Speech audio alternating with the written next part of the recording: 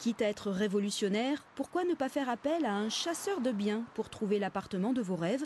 Nous avons suivi le seul qui exerce en Midi-Pyrénées.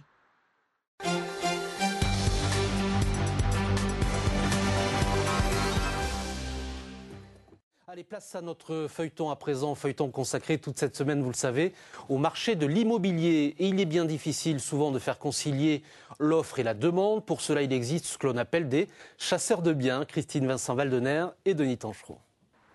Ce matin-là, un agent immobilier emmène Éric Massat, chasseur de biens, en plein cœur de ville pour découvrir un appartement.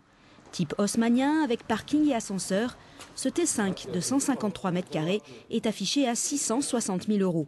Son client vit pour l'instant à Paris et recherche un bien depuis plusieurs mois.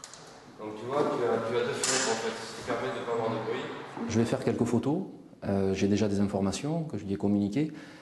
Donc je fais une prévisite qui n'est pas totalement aléatoire, hein. J'en ai déjà discuté avec lui. Simplement, maintenant je vais préciser ce qu'il en est, puisque j'ai vu le bien, sa disposition, je vais faire quelques photos.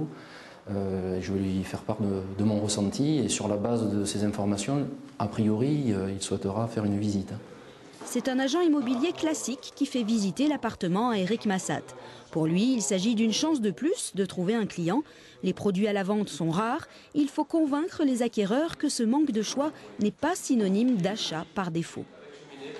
Aujourd'hui, on est obligé un peu de s'associer, de faire des concessions ensemble pour pouvoir travailler mieux. Voilà. Parce que le marché est plus tendu. Le marché est plus tendu. Le marché est plus tendu, il y a moins de produits. Donc il y a une demande qui est... Il y a toujours une grande demande, si vous voulez, mais on a moins de produits. Donc si vous voulez, on essaye de se réunir pour essayer de faire avancer la chose, je dirais. Ce cabinet de chasseurs de biens toulousain est visible uniquement sur Internet. Il emploie 2 salariés et 3 agents commerciaux travaillent en collaboration avec lui. Chacun traite 4 à 5 dossiers en permanence. Pour cette maison de l'hypercentre, Éric Massat a des clients au budget conséquent et il va aussi leur proposer d'autres services. Ils ont un budget entre 900 et 950 000 €, hors travaux. On travaille à des partenaires, avec un architecte notamment, qui va venir a priori. C'est vous qui faites cette recherche des professionnels ? Sauf si notre client a connaissance d'un architecte, ça peut être le cas. Si ce n'est pas le cas, eh bien, on lui apporte un service complet. Quelques jours plus tard, cette maison a trouvé des acquéreurs. Ce ne sont pas les clients du chasseur de biens. Il devra donc continuer ses recherches sur un marché toulousain définitivement très tendu.